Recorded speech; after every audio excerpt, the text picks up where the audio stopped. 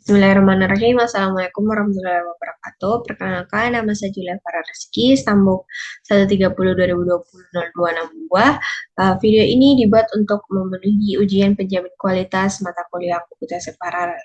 Nah, langsung saja. Nah, pada video ini saya akan memberikan penjelasan terkait summary 10 materi dengan 10 materi dari perkuliahan komputasi paralel. Nah, langsung saja ke materi yang pertama yaitu pengantar komputasi paralel. Nah, komputasi paralel adalah salah satu teknik kompilasi dalam pengolahan data dan eksekusi tugas yang melibatkan pemecahan tugas besar menjadi beberapa tugas kecil yang dapat dijalankan secara bersamaan atau paralel dengan tujuan meningkatkan kinerja dan efisiensi pemrosesan. Jenis komputasi paralel yang sering digunakan pada jaringan yaitu ada komputer cluster dan pada tingkat data ada standalone komputer.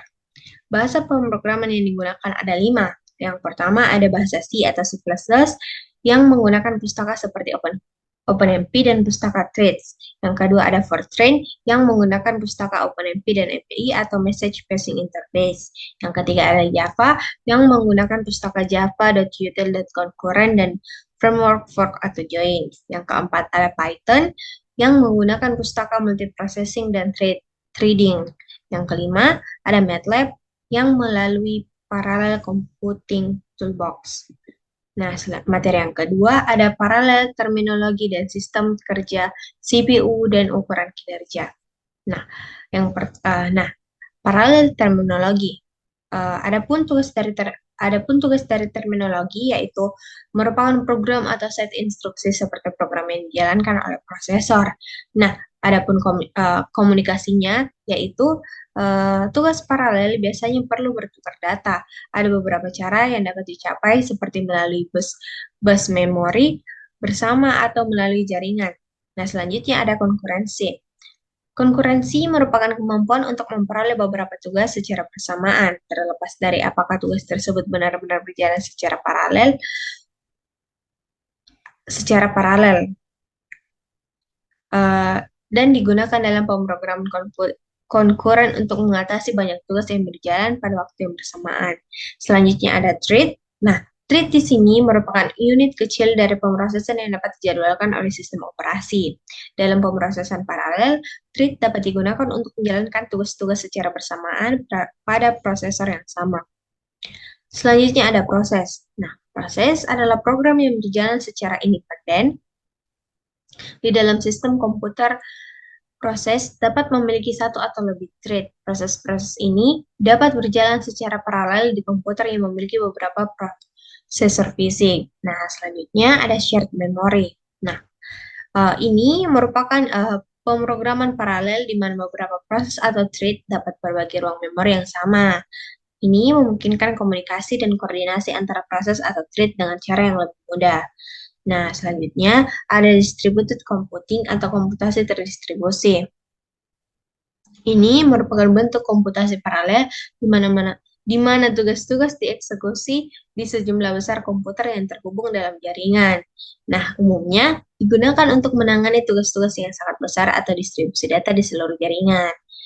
Nah, selanjutnya ada paralel algoritma atau algoritma paralel. Merupakan algoritma yang dirancang khusus untuk dieksekusi secara paralel, yang berarti dapat memanfaatkan kecepatan pemrosesan yang lebih tinggi dari beberapa prosesor. Nah, poin selanjutnya ada speed up atau peningkatan kecepatan.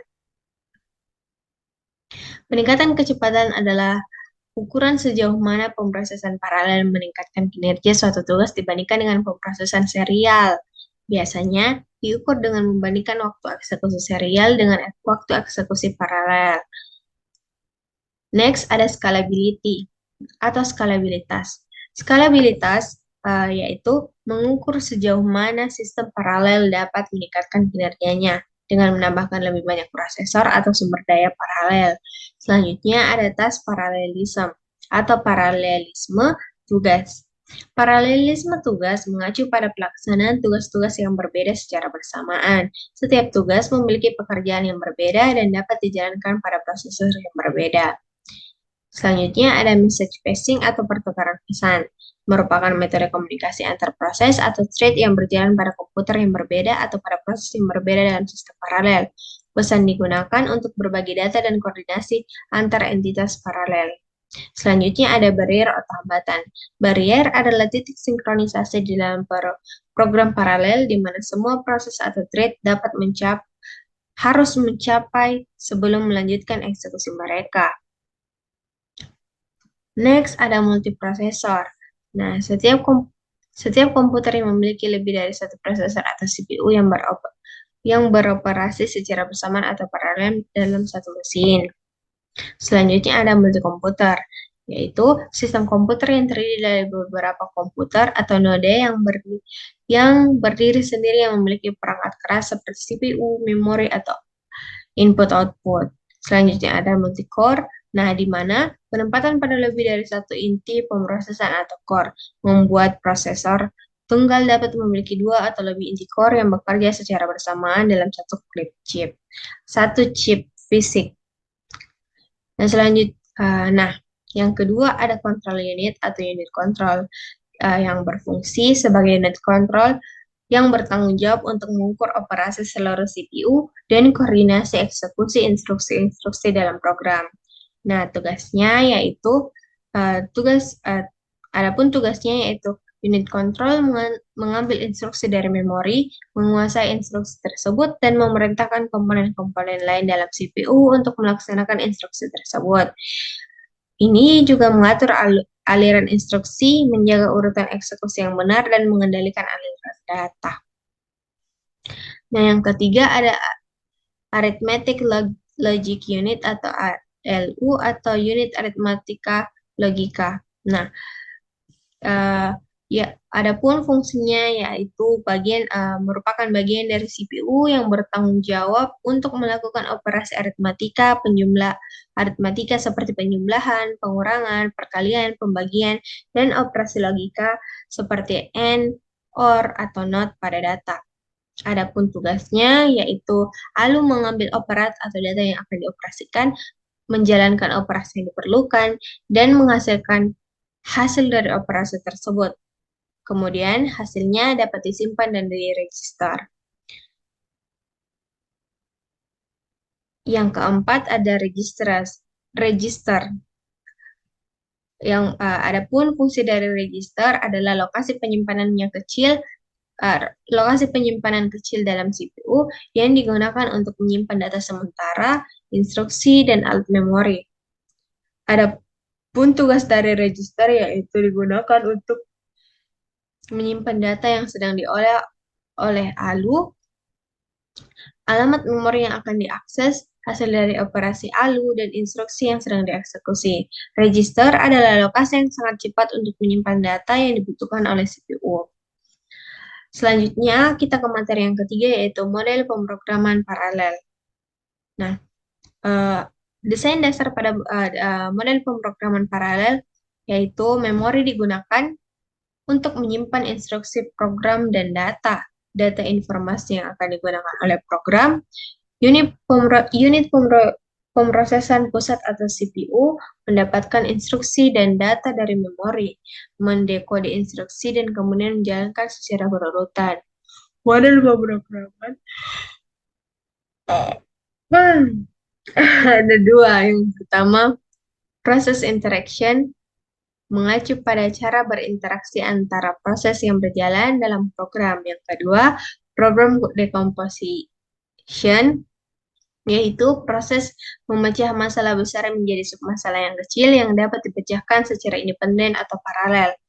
Mendapatkan instruksi dan data dari memori, mendekode instruksi, dan kemudian menjalankannya secara berurutan. Selanjutnya kita beralih ke materi keempat, yaitu message passing. Message passing adalah teknik mengatur suatu alur komunikasi messaging terhadap proses pada sistem. Dalam pemrosesan paralel yang berjalan secara independen, cara berkomunikasi dengan mengirim pesan satu sama lain. Paradigma ini umumnya digunakan dalam lingkungan unit pemrosesan terisolasi, di mana memiliki memori sendiri dan tidak memiliki akses langsung ke memori yang dimiliki oleh unit pemrosesan lain.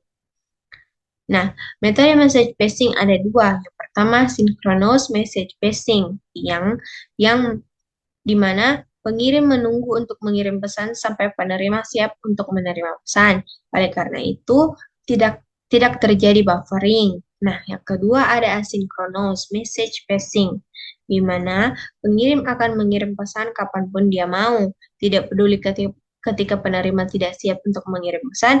Oleh karena itu, diperlukan buffering untuk menampung pesan sementara sampai penerima siap menerima pesan. Nah, selanjutnya ada kegunaan message passing. Ada tiga. Yang pertama, shared memory pada multiprosesor. Yang kedua, shared memory pada unit prosesor. Yang ketiga, ada sistem terdistribusi. Selanjutnya ada karakteristik message passing. Ada 4. Yang pertama, komunikasi melalui pesan. Yang kedua, independensi unit pemrosesan. Yang ketiga, synchronization. Yang keempat, skalabilitas. Adapun kesulitannya, yaitu paradigma message passing dapat menghasilkan kode yang lebih rumit dibandingkan dengan paradigma shared memory. Karena pemrogram harus secara eksplisit mengolah komunikasi antar unit pemrosesan. Koordinasi yang baik dan pemahaman yang dalam tentang pesan, sinkronasi, dan alokasi memori sering diperlukan. Selanjutnya, kita beralih ke materi kelima, yaitu Message Passing Interface atau MPI. Contoh implementasi model pemrograman paralel ada dua. Yang pertama, MPI atau Message Passing Interface merupakan standar industri yang banyak digunakan untuk pemrograman paralel berbasis pesan. Yang kedua ada PVM atau Parallel Virtual Machine, yang merupakan kerangka kerja pemrograman paralel yang mendukung berbagai jenis sistem. Selanjutnya ada karakteristik MPI. Nah, karakteristik MPI di sini ada 4. Yang pertama, komunikasi antar prosesor memungkinkan komunikasi antar unit pemrosesan.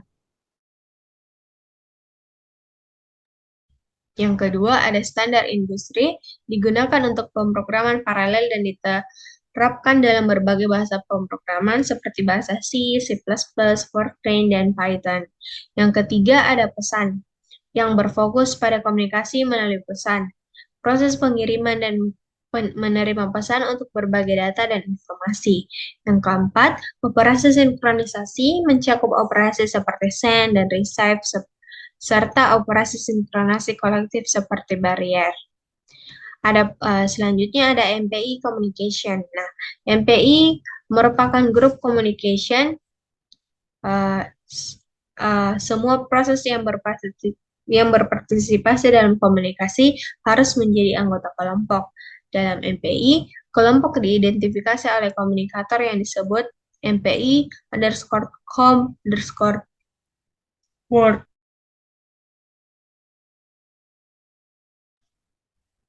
Nah, selanjutnya secara default hanya satu grup yang dibuat. Selanjutnya digabungkan menjadi satu grup dengan menggunakan fungsi yang sesuai.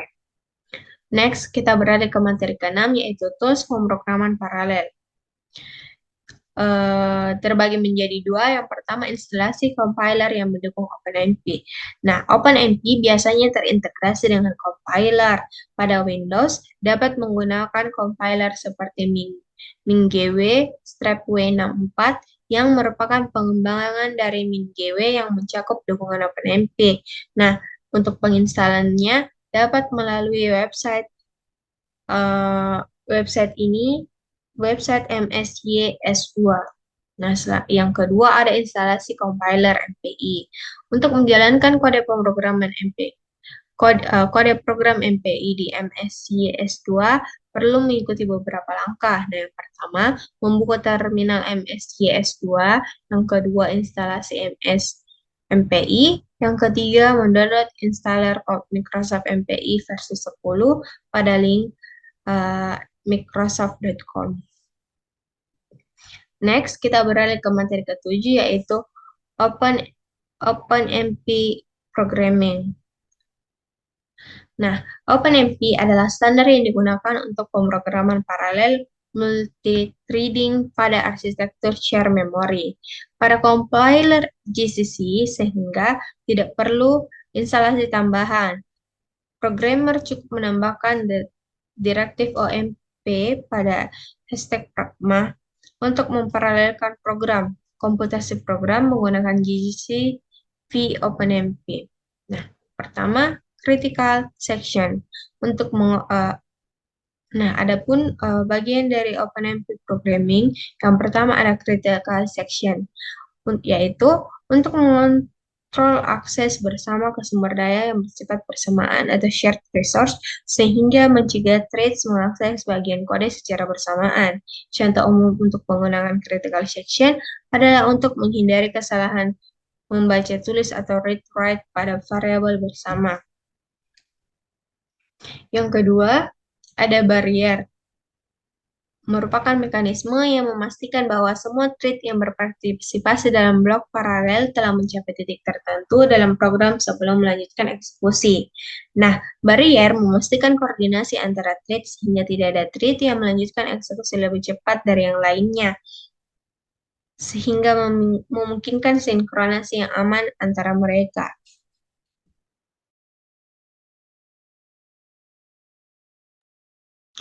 Yang ketiga ada atomic. Penggunaan atomik dalam OpenMP adalah untuk melindungi operasi terhadap variabel bersama dari kondisi perlombaan atau race condition. Berguna ketika beberapa thread berusaha untuk mengakses atau memodifikasi variabel bersama pada saat yang sama. Dengan menggunakan atomik, Anda bisa memastikan bahwa operasi tersebut akan selesai tanpa interupsi. Selanjutnya, yang keempat ada shared dan private variable. Nah, yang pertama ada shared variable. Shared variable bersama adalah variabel yang dapat diakses oleh semua thread dalam lingkungan paralel. Semua thread memiliki akses ke variabel yang sama dan dapat membaca dan menulis ke variabel tersebut. Variabel bersama biasanya digunakan untuk berbagi data antara thread, tetapi ini juga bisa menjadi sumber potensi kondisi perlombaan atau race condition jika tidak ditangani dengan benar. Selanjutnya ada private variable. Variabel pribadi adalah variabel yang masing-masing thread-nya memiliki salinan sendiri.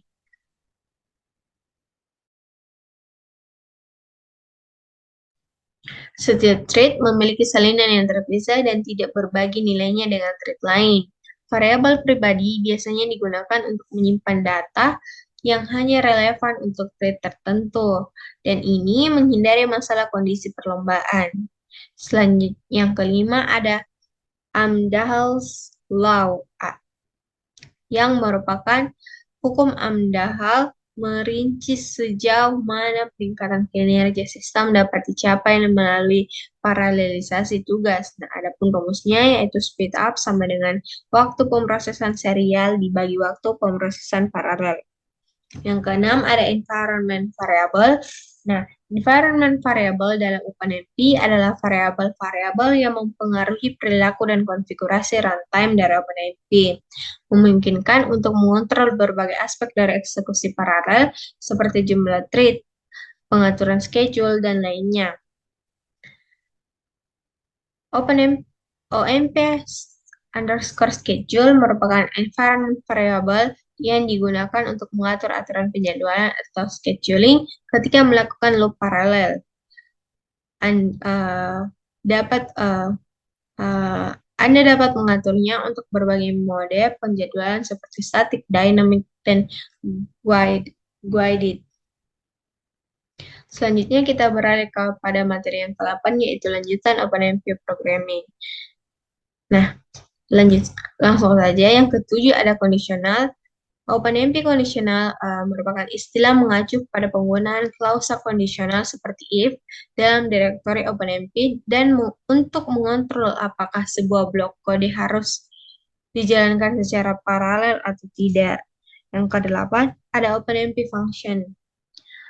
OpenMP function lebih merujuk pada fungsi-fungsi yang disediakan oleh pustaka OpenMP untuk mengendalikan perilaku eksekusi paralel dan mengakses informasi tentang thread yang berjalan.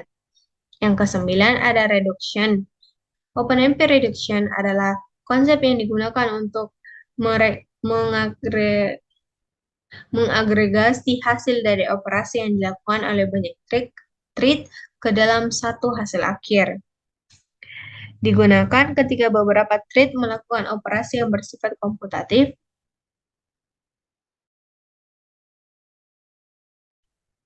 dan asosiatif pada data yang berbeda.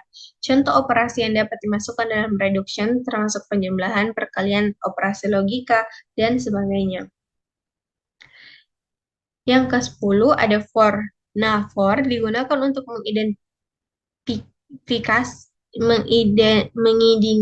mengindikasi kepada compiler bahwa suatu loop for dapat dieksekusi secara paralel oleh beberapa thread. Yang ke-11 ada OpenMP master.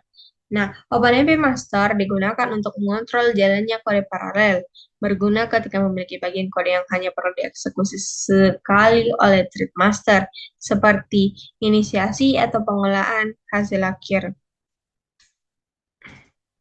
Ke-12 ada single. Hashtag pragma ONMP single adalah direktif OpenMP yang digunakan untuk mengendalikan bagian kode yang hanya dieksekusi oleh satu thread tunggal dalam sebuah tim thread sama hanya dengan master. Tetapi, perbedaan utama antara master adalah single, memungkinkan thread apapun dapat melakukannya. Next, ke materi yang ke-9 ada MPI Programming. Message Passing Interface atau MPI merupakan standar industri yang banyak digunakan untuk program paralel berbasis pesan. Installing MPI CH2 atau MSMPI on a single machine running an MPI cluster within a LAN. MPI send and receive yaitu mengirim dan menerima adalah dua konsep dasar MPI. Hampir setiap fungsi tunggal di MPI dapat diimplementasikan dengan panggilan kirim dan terima dasar, dan menggunakan fungsi pengiriman, penerimaan, dan pemblokiran MPI. Adapun alur proses komunikasi MPI, yang pertama, proses A memutuskan pesan perlu dikirim ke proses B. Yang kedua, proses A kemudian mengemas semua data yang diperlukan ke dalam buffer untuk proses B. Yang ketiga, data kemudian dikemas ke dalam satu pesan sebelum ditransmisi atau buffer. Yang keempat, data ditransmisi menggunakan perangkat jaringan untuk menentukan routing ke node yang tepat. Yang kelima, proses B masih harus mengakui bahwa ia ingin menerima data A. Selanjutnya, MPI Point-to-Point Communication. Jenis komunikasi ini terjadi antara sepasang proses. Disebut juga komunikasi point-to-point. Dua jenis fungsi tersedia, send dan receive. Proses sender menggunakan fungsi send, dan proses receiver menggunakan fungsi receive. Fungsi-fungsi ini dikategorikan menjadi sinkronos, send, dan asinkronos atau buffered send. Dalam asinkronos atau buffered send, buffer digunakan untuk menyimpan pesan. Dan yang terakhir, dan materi ke-10 atau yang terakhir yaitu MPI Collective Communication. Nah, MPI memiliki komunikator default yang disebut MPI Com Word yang berisi semua proses yang tersedia. Komunikasi kolektif melibatkan komunikasi data menggunakan semua proses di dalam komunikator tertentu. Ketika panggilan kolektif dijalankan, harus dipanggil oleh semua proses di dalam komunikator. Komunikasi kolektif dan komunikasi point-to-point dijalankan secara independen. Mereka tidak saling mengganggu. Dalam komunikasi kolektif, tag tidak diketahui. Point-to-point yaitu komunikasi satu ke satu dapat memblokir atau tidak memblokir, tetapi semua komunikasi kolektif menghalangi. Berdasarkan jumlah sender dan receiver, fungsi komunikasi kolektif diklasifikasikan menjadi 3. Yang pertama, one-to-many, yaitu satu sender dan banyak receiver. Yang kedua, many-to-one, yaitu banyak sender dan satu receiver. Yang ketiga, many-to-many, banyak sender dan banyak receiver. Fungsi komunikasi kolektor operasional diklasifikasikan menjadi tiga. Yang pertama, barrier synchronization atau memblokir, yaitu memblokir hingga semua proses mencapai titik sinkronisasi atau MPI underscore barrier. Yang kedua, data movement, yaitu transmisi data melalui komunikator atau MPI underscore broadcast, MPI underscore scatter, MPI underscore getter, MPI underscore all to all. Yang ketiga ada collective operation, yaitu suatu proses dari komunikator mengumpulkan data dari semua proses dan melakukan operasi pada data tersebut untuk menghitung hasil atau MPI reduce. Mungkin itu saja yang dapat saya sampaikan. Kurang dan lebihnya mohon dimaafkan. Wassalamualaikum warahmatullahi wabarakatuh.